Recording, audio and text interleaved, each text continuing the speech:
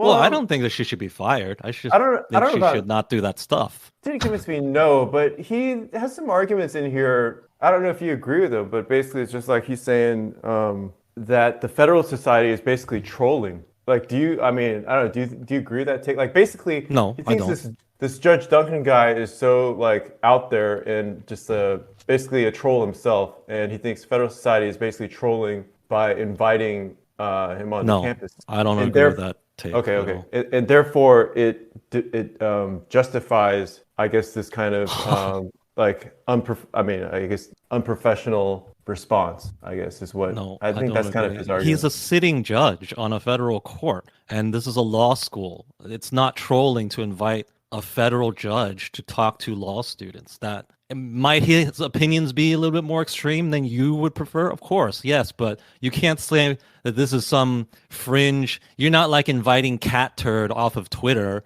and it's like this is an unserious guest that you're inviting. This is a federal judge, so. All right, all It right. is a serious guest who has a right to speak to law students. Now, you can disagree with his opinions, of course, but he has a right to be there and speak. I don't think you can credibly claim that he's not a serious guest. He's the school invited him to come speak, so he had the right to speak there. So, Yeah. yeah, you did the wrong thing. You don't have the right to prevent him or shout him down or, just drown out the auditorium and your noise.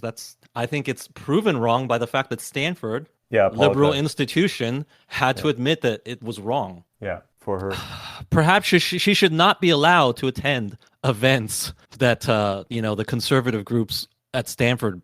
Maybe she should be forced to make her protest outside or something. Right? That's all I'm saying. People should be allowed to speak, and then you can speak. Whatever counter opinion you have, you can go ahead and speak, but both people have to have a voice. It's that simple. You can say all the bad things you want about him. You just can't do it right then and there, preventing him from physically speaking and being heard. That's it. So if I want to see this person get fired, does that mean I'm inconsistent in actually supporting cancel culture? Not necessarily. If she broke a specific rule or provision in her contract, then no, right? Hmm. Then that's a It's so unprofessional. It makes these. I completely agree with that one. What is it? The Washington Post opinion guy who's George calling Will. them like, yeah, Right. It call just them. shows it just shows the low quality Yeah, of people at yeah, Stanford now, exactly, exactly. Privileged right? bores. Yeah, And they're entitled. Yeah, privileged. Like it's kind of sad actually. well, I mean, if Stanford were a stock, you would short it because these are sort of the leading indicators to let you know that it's going downhill, right? It's going to get outcompeted by other better law schools in the United States or But apparently, the number one law school, by somebody, they're saying it's Yale, and Yale had the same issues. correct, but they're all going to get outcompeted if this persists, right? It's a leading indicator. Dude, do you think the market's gonna even last long enough for them to be outcompeted? I mean, I don't know. Maybe Like, not. is Maybe China not. gonna take over before then or something? Like, I just Well, and maybe we're wrong and they're learning the right lessons because just like I said, our idea of what makes a good lawyer is somebody who constructs good arguments and can, debate another person capably and intelligently using, logic and precedence and all that. That's our understanding of what a good lawyer is. But their understanding of what makes a good lawyer is just to shout down or silence the opposition. And you can say, that's not how law works. That's not how debate works. But in the same way, you could claim that the way Xi Jinping wins democratic elections is not quote unquote democracy. However, you can't argue with the results. Hmm.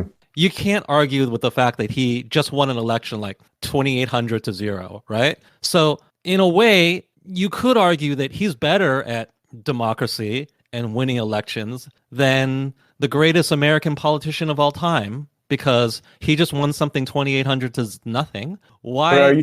are you saying the legal system is gonna shift into a direction where Where it's uh authoritarian and autocratic? Yeah, yeah, perhaps. yeah. Perhaps. And it's just whoever's in power is capable of silencing the other side. And that's the real tactic to win. That's what you really should be focusing on, not this whole beating them in a debate or a trial. What's the positive expectation of winning a trial or an argument on the up and up. Not Well, that great. this guy is basically warning that that is exactly the direction that we're heading in. If this Yeah. generation, I mean, when I say guy, I mean Duncan. I think he said that in his interview, basically. He is. And but so what we might be saying that these students at Stanford they got it all wrong, and this is not how law works, and this is they're learning the wrong skills. And how will they be good lawyers if they don't even learn how to engage other people's arguments? And the brutal reality might be that they're learning all the right lessons, which is that it's more effective not to engage the other person's arguments.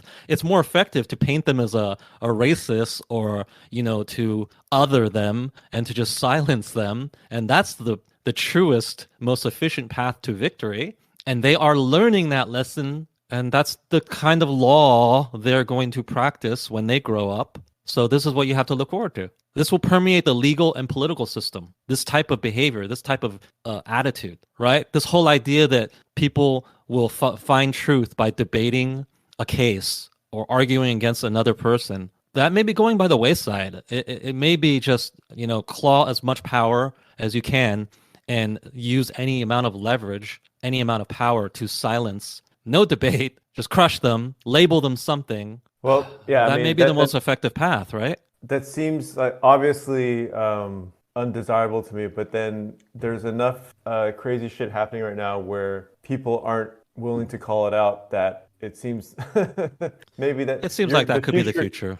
Exactly, the future you paint is not as unlikely as I would have thought. Why would it be unlikely? You have people at Stanford Law and Harvard Law and Yale Law who practice these sorts of tactics. We sitting at home say, "Oh, those are wrong tactics. Those are bad. That's not the way America should work. That's not the principles this country was founded on. You shouldn't be." And yet, who's more likely to be in control of the country going forward? Us sitting at home or people who just graduated from Stanford Law, from Yale Law, from Harvard? I can answer the question for you. They are the people who are going to be in charge of this country, not us. So who's if they're employing these tactics, why are we to assume that these won't be the tactics going forward at higher and higher levels of power? Yeah, I mean, we can only hope that they are the kind of vocal minority. These are the people who run this country. Where do you think they come from?